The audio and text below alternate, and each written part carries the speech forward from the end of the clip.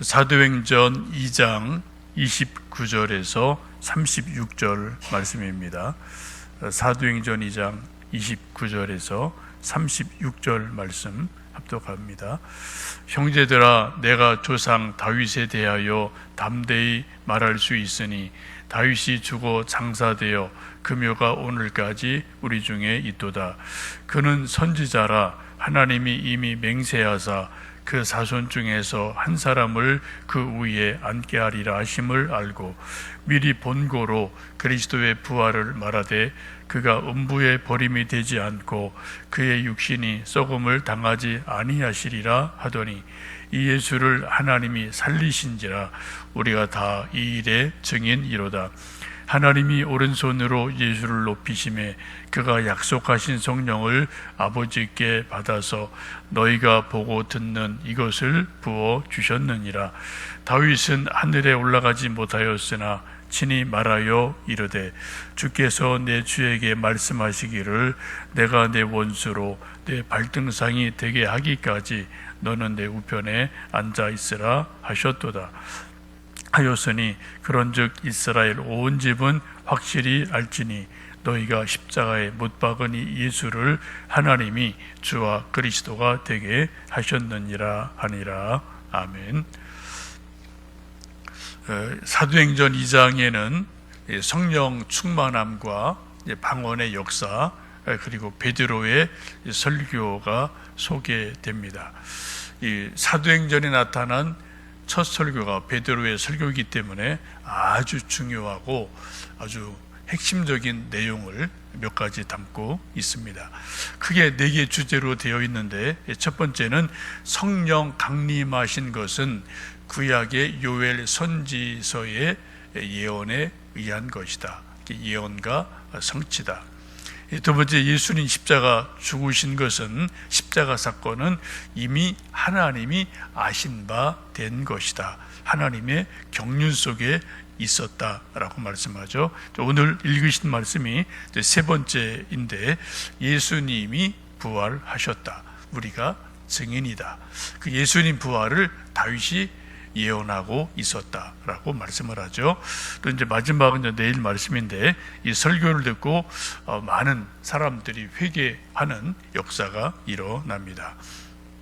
오늘 이 본문 29절에서 36절은 베드로 설교의 세 번째 주제, 예수님이 부활하셨다.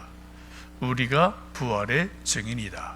근데 그 부활은 이미 1000년 전에 예수님의 육신의 조상인 다윗이 이미 알고 있었다라고 말씀을 합니다. 성경에 보면 다윗은 여러 가지로 소개가 됩니다. 목동이고요, 또 골리앗을 쳐 죽인 훌륭한 장수고, 또 나중에는 왕이 되죠. 정치인입니다. 또 음악을 잘 켜요. 비파를 잘 연주해서 귀신이 물러가고, 또 여러 가지 음악 치료를 하는 그러한 분으로 소개가 되고, 또 시편에 많은 시를 쓴 시인이기도 합니다. 오늘 말씀 보시면 그런 다윗을 예언자로 성경은 말씀하고 있습니다. 30절, 31절 보시면 그는 선지자라. 하나님이 이미 맹세하사 그 자손 중에서 한 사람을 그 위에 앉게 하리라 하심을 알고 미리 본고로 그리스도의 부활을 말하되 라고 말씀하죠. 두 가지, 30절에 그는 선지자다, 또 31절에 미리 본고로, 미리 보았다. 예수님의 부활을 미리 보아서 그가 음부에 버리지 않고 육신이 썩지 않을 것이다 라는 그런 예언을 다윗이 하게 됩니다. 미리 보는 사람을 이제 구약 성경에서는 선견자, 미리 본다, 혹은 선지자, 미리 안다, 그런 단어로 이제 사용이 되죠. 여러분 놀랍지 않습니까? 다윗이 단순한 왕이나 장수나 시편을 쓰는 시인이 아니라 뭐라고요? 하나님의 선지자였다.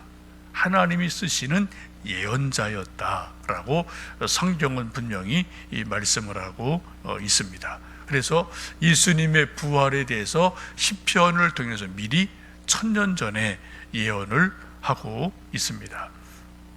그 말씀이 오늘 쭉 소개가 되어 있죠.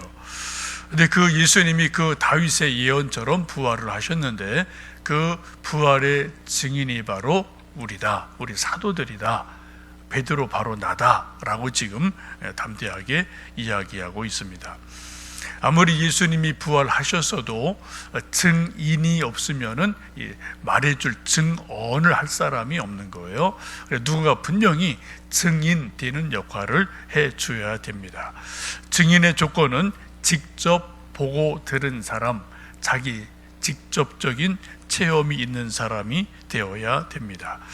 체험이 분명하지 않으면 증언할 수 없고 재판장이 물으면 글쎄요 라고 뒷머리 이렇게 극적극적하고 좀 얼버무리지 않겠습니까? 근데 자기가 분명히 봤으면은 예스, 노가 분명하게 나오게 됩니다. 지금 베드로는 예수님 부활을 여러 번 직접 보았기 때문에 지금 담대하게 이 부활을 증언하고 있습니다. 그런데 부활의 이 사건을 증언하는데 중요한 것은 오늘 성경을 쭉 보시면 성령이 임하시자 이 증언의 사건이 일어나요. 그전에는 이 일을 베드로도 사도들도 엄두를 못 냈습니다. 알긴 아는데 분명히 자기가 봤는데 아는데 그것을 입 바깥으로 내놓고 말하지 못하는 어떤 때는 막 도망가지 않았습니까? 그리고 갈릴리로 고기를 잡으러 가고 이렇게 하는 일들이 있거든요. 그런데 성령님이 임하시니까 성령의 능력으로 증언을 하는 놀라운 일이 일어납니다. 우리 사람들 가운데도 아는 건 참 많은데 일 못하는 사람, 우리 또 교회적으로 말하면 성경을 여기저기 다 아는데 전도 한번 못하는 사람, 이런 사람이 꽤 많아요. 일제시대 때도 이제 그런 사람이 있고 요즘도 있고 언제나 그런 사람이 있죠. 일제시대 때 아주 공부를 많이 한 인텔리 그런 사람인데 아무런 일을 하지 못하고 술만 먹는 사람이 있었습니다. 그거를 현진건 선생은 이제 술 권하는 사회라는 이제 소설로 그런 시대를 풍자하죠. 그 책의 주인공은 일본 동경에 유학을 갔다 온 대단한 지식인입니다. 인텔리예요. 근데 아내는 무학자예요. 무식한 사람이에요. 근데 이 동경 유학을 갔다 온 주인공이 맨날 하는 게 뭡니까? 그냥 친구 만나서 가서 그냥 술 먹고 밤늦게 귀가하고 그냥 맨날 술 타령하고 사회 탓하고 나는 하고 싶은데 사회가 나를 인정 안 해줘, 사회가 나를 몰라줘, 맨날 사회 탓하는 거죠. 이 시대가 좀 일제 시대고 그런 때예요. 시대 배경이 이제 3.1운동 이제 실패하고 1921년경에 이제 이 소설이 쓰여지니까 시대적인 배경을 이제 물론 담고 있습니다만 어쨌든 아주 단순하게 말하면은 일본 동경 유학을 한 대단한 지식인인 이 주인공이 하는 일이 아무것도 없어요. 술 주정꾼에 불과합니다. 그리고 다 그냥 사회가 이래, 시대가 이래, 뭐가 이래 다 탓만하는 그러한 아주 무능한 자로 이제 좀 소개가 되어지죠. 여러분, 우리도 인생을 살면서 그럴 수 있고요. 우리 또 하나님 믿으면서도 그럴 수 있어요. 내가 할 일은 안 하고 맨날 남 탓하는 거예요. 이거는 누가 그래서, 이건 저 사람이 그래서, 이건 뭐가 그래라고 맨날 남 탓하는 일들이 우리 속에도 있거든요. 근데 여러분, 남 탓하는 사람은 절대로 큰일을 하지 못합니다. 그죠? 맨날 남 탓만 하니까. 그런데 우리가 크든 작든 자기 할 일 하면은 또 하나님 그렇게 또 쓰시는 거고 또 하나님의 일을 만들어 가지 않겠습니까? 근데 예수님의 부활을 증언하는 중요한 게 뭐라고요? 두 가지입니다. 하나는 직접 봤어야 된다. 체험이 있어야 된다. 두 번째는 성령 충만함을 받아야 된다. 그래서 1장 8절에 성령이 너희에게 임하시면 너희가 권능을 받고 예루살렘과 여기 쭉 다녀서 내 증인이 되리라. 성령이 임하면 어떻게 한다고요? 권능을 받아야지 된다. 이게 사람 힘으로 하는 게 아니다라고 분명히 말씀을 합니다. 그래서 우리도 예수님의 부활의 증인이 되려면 성경을 열심히 공부하고 아셔야 돼요. 또 예수님 부활 믿는 믿음이 분명하게 우리 안에 있어야 됩니다. 근데 또 중요한 게 뭐라고요? 성령의 충만함을 받아서 성령의 강권하심, 성령의 능력으로 우리가 사람들에게, 아들, 딸들에게 야, 예수님 부활하셨어. 그거 너 알아? 이걸 우리가 이야기할 수 있단 말입니다. 성령 충만함이 그렇게 중요합니다. 그래서 무엇보다 전도보다도 성령 충만함을 먼저 우리가 기도하는 것은 아주 중요합니다. 이런 설교를 쭉 이제 베드로가 하고 총 전체적인 이제 설교의 결론을 36절에서 내립니다. 36절 같이 읽습니다.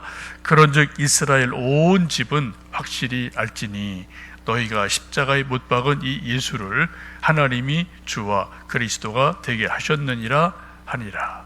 이게 설교의 결론이에요.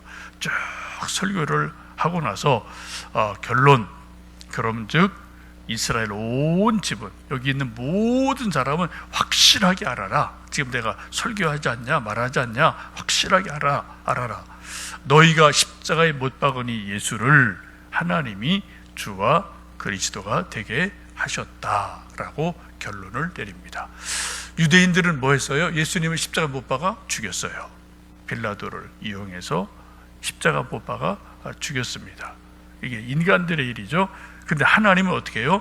예수님을 부활시키셔서 주와 그리스도가 되게 하셨다라고 말씀합니다. 사람과 하나님이 아주 대조가 되죠.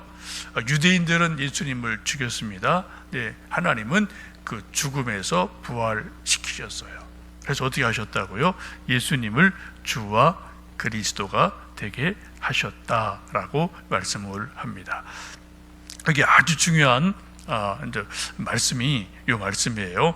하나님이 예수님을 부활케 하심으로 주와 그리스도가 되게 하셨다라고 말씀을 합니다. 여러분, 복음서를 보시면 예수님을 부른 호칭이 아주 많죠.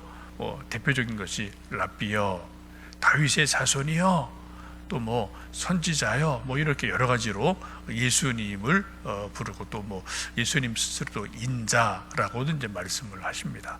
그래서 다양하게 예수님을 부르는데, 오늘 본문에 보시면은 베드로 설교의 결론, 사도행전 2장 36절에 하나님이 예수님을 부활케 하심으로 주와 그리스도가 되게 하셨다라고 말씀을 합니다. 예수님의 소위 풀네임은 주 예수 그리스도예요. 우리가 요즘 예수님 부를 때, 그래서 주님, 예수님, 그리스도시여, 우리가 기도할 때 이렇게 각자 불러도 좋아요. 우리가 또 그렇게 호칭을 하기도 합니다. 근데 예수님의 이름을 전체를 다 가장 잘 불러주는 우리 표현은 주 예수 그리스도시여. 이게 예수님의 풀네임이에요. 가장 좋은 호칭입니다. 이것은 여러분 사실은 다 각자 다른 거예요. 예수님 이름의 가장 첫 번째는 예수죠. 예수. 마태복음 1장에 아들을 낳으리니 예수라 하라. 예수의 뜻이 뭡니까? 우리를 죄에서 구원할 자. 이거 인성을 말해요. 인간 대신 예수님을 말씀을 합니다. 근데 주 하면 주님 이런 뜻이죠. 주여, 주여, 주님. 그 뜻은 이제 영어 로드고요. 이제 큐리오스라고도 이제 말을 해요. 우리의 주인님이라, 주인님. 내 생명의 주인님, 내 인생의 주인님, 내 모든 재물과 지식의 주인님. 우리는 종이죠. 반대로 그 주인님이 바로 예수다. 주님. 그리고 그리스도는 메시아라는 거죠. 그래서 구약에서는 주로 이제 예수님을 메시아 이렇게 말하는데, 신약에서는 예수님을 그리스도로 대부분 호칭을 합니다. 이게 원래 이렇게 따로 있던 거예요. 그런데 예수님이 부활하심으로 하나님께서 예수님을 주 예수 그리스도가 되게 하셨다. 쉽게 말씀드리면 인간 예수로 있던 그분을 죽으면 그냥 그로 끝나는 거죠, 그죠? 그런데 부활시키심으로 그리스도 구세주가 되게 하시는 것을 하나님이 만들어 내셔요. 여러분, 놀라운 겁니다. 오늘 이 아침에 여러분 기도하실 때 베드로 좋은 결론은 이거예요. 예수님이 십자가에 죽으셨다. 그런데 하나님이 부활케 하셨다. 그래서 예수님을 주 예수 그리스도로 만들어 주셨다, 되게 하셨다라고 오늘 말씀을 하고 있습니다. 그리고 우리가 이 일의 증인이다라고 담대하게 말합니다. 이 설교의 그 결론처럼 오늘도 우리가 예수님을 정말 믿고 또 신뢰하는 사람들은 예수님 부를 때 주 예수 그리스도시여 라고 우리가 예수님을 부르고 그리고 그 의미를 깊이 생각을 하게 됩니다. 오늘 여러분 기도하실 때 이 예수님 부활하심 그로 인해서 우리의 주 예수 그리스도가 되심, 그 뜻을 깊이 묵상하시고요. 한번 그걸 자꾸 이렇게 좀 반복을 해보시면 좋겠어요. 기도하실 때 예수님, 주님 이렇게도 하시는데 오늘은 기도하실 때 주 예수 그리스도시여, 주 예수 그리스도시여, 이렇게 천천히 그 의미를 조금 생각을 하시면서 주 예수 그리스도 그분께 기도하고 또 그분의 이름으로 응답받고 또 그분의 이름을 성령의 충만함으로 우리가 또 누군가 자녀들에게 증언하는 복된 하루 되시기를 주님의 이름으로 축복합니다. 기도하겠습니다.